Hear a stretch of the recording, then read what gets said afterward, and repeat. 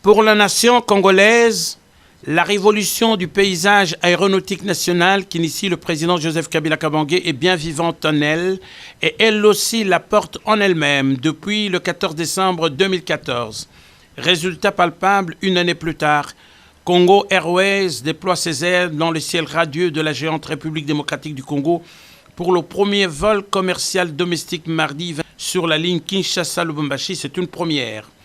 Ces aéronefs d'une vitesse ascensionnelle ont de l'allure d'un léopard de l'air aux couleurs nationales.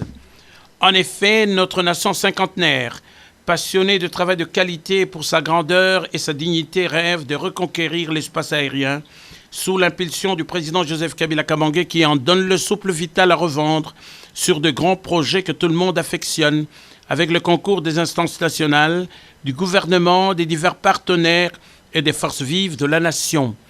De toute évidence, Congo Airways, fleuron de la reconquête aérienne, laisse fleurir la soif inassouvie de voler plus haut et plus haut encore dans les firmaments. C'est un désir brûlant qu'incarne le peuple laborieux, fidèle à l'idéal d'un Congo prospère et dont l'ardente conviction est de tisser son destin dans la paix, la concorde, l'unité, la convivialité, la discipline au prix de sacrifices.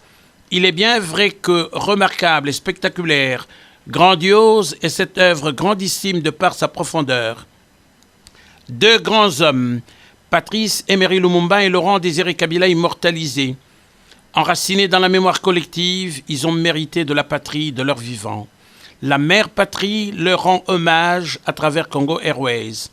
Et la vivacité du regard admiratif de toute personne que ces aéronefs caressent en dit long. On se souviendra que la journée mémorable du 9 octobre, marquée en Djili par le vol inaugural, a fait sensation sur 5 villes.